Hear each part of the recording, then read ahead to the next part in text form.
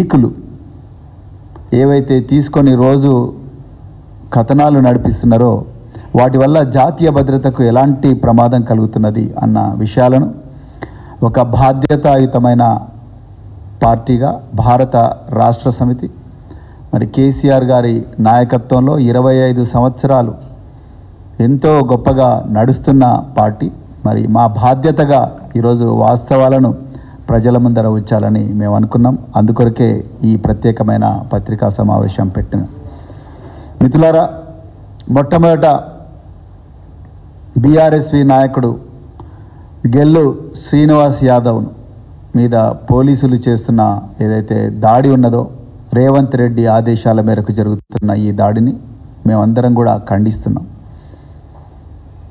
Media మీద దాడి చాలా విచారకరం. కానీ ప్రజల ఆగ్రహానికి ఒక్కొక్కసారి అదుపు ఉండదు. మరి ప్రజలు ఆగ్రహానికి ఎందుకు గురవుతున్నారు, తెలంగాణ సమాజం ఎందుకు కోపంతో కంపించిపోతూ ఉన్నది అన్న మూలాలకు కూడా ఈరోజు అందరూ మేధావులు కానీ ప్రజలు కానీ ప్రజాస్వామికవాదులు అందరూ పోవాల్సిన అవసరం ఉన్నది. ఇలా నిన్న మరి మహా టీవీ అనే ఒక ఛానల్ ఒక తెలంగాణకు వ్యతిరేకంగా ఉద్యమ కాలం నుండి నేటి వరకు కూడా తెలంగాణ ప్రయోజనాలకు వ్యతిరేకంగా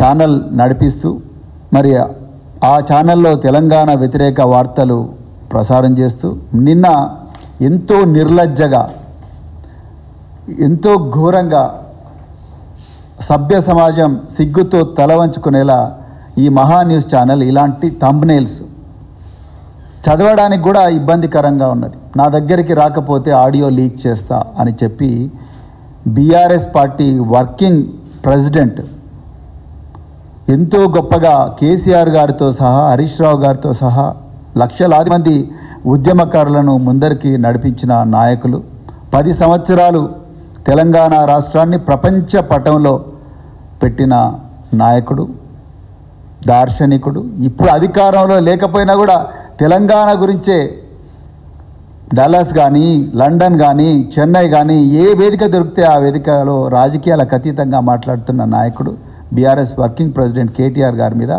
అసభ్యకరమైన భాషలో ఇక్కడ థంబ్నెయిల్స్ కొన్ని పెట్టిండ్రు. నిజానికి న్యాయబద్ధంగా మాట్లాడితే తెలంగాణలో సైబర్ సెక్యూరిటీ బ్యూరో అని ఉన్నది. ఈ సైబర్ సెక్యూరిటీ బ్యూరో కింద ఎన్నో పోలీస్ స్టేషన్స్ ఉన్నాయి, సైబర్ క్రైమ్ పోలీస్ స్టేషన్లు.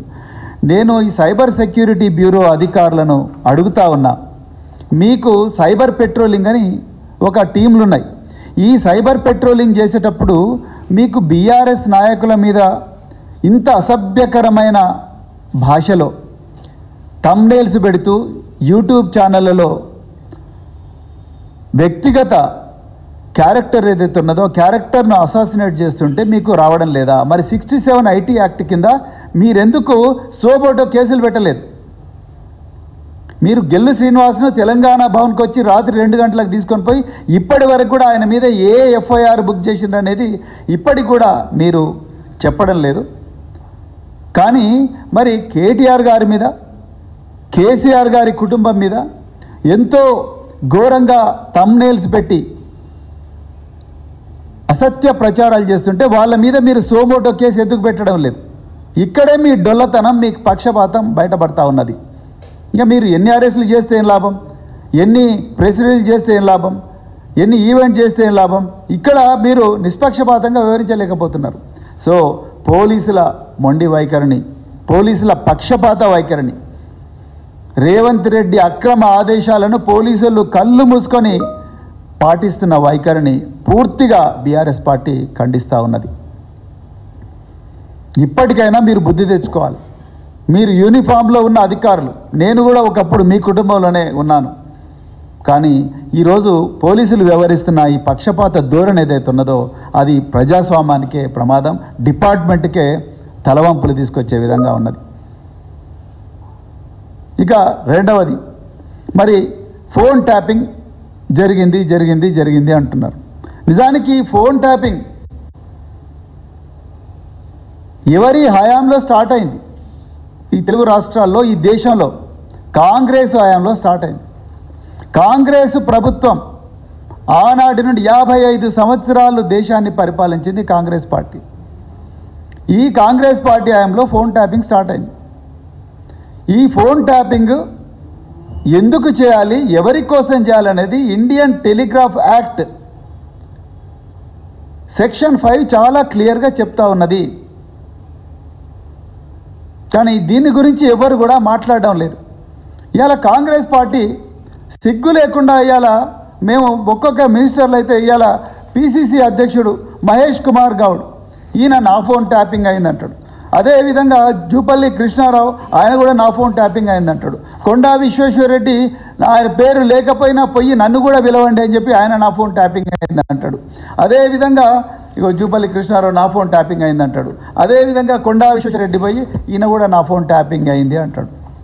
అంటే ఇదేదో ఈ ఫోన్ ట్యాపింగ్ వ్యవహారము ఒక మనసు మమత సీరియల్ లాగా, లేకపోతే డాక్టర్ బాబు సీరియల్ లాగా, లేకపోతే చిన్నారి పెళ్లి కూతురు సీరియల్ లాగానో, లేకపోతే ఎంతెంత దూరం లాగానో, లేకపోతే హిందీలో ఒక పెద్ద సీరియల్ ఉన్నది స్టార్ టీవీలో వస్తుంది కభీ సాస్ భీ బహూతీ అని చెప్పేసి, ఆ విధమైన సీరియల్ లాగా రోజు ఒక సీరియల్ లాగా పెట్టి ప్రజల ముందరికి తీసుకొస్తున్నారు. ఎంత ఘోరం అంటే అసలు ఎవరు సంబంధం లేని వట్టోళ్ళు పచ్చోళ్ళు అందరూ కూడా మా పేర్లు లేకపోతే పోలీసుల దగ్గరికి పోయి మా ఫోన్ కూడా ట్యాప్ అయిందని చెప్పి రిపోర్ట్ చేయించుకొని పోతూ ఉన్నారు. నేను ఇవాళ మళ్ళీ చెప్తున్నా పోలీస్ అధికారులకు, ఇవాళ సిట్ నడుపుతున్నది మహేష్ కుమార్ గౌడ లేకపోతే హైదరాబాద్ పోలీస్ కమిషనరా?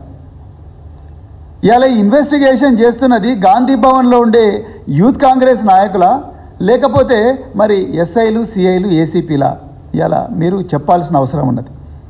ఏది వాస్తవం ఏది అవాస్తవం ప్రజల ముందర పెట్టండి.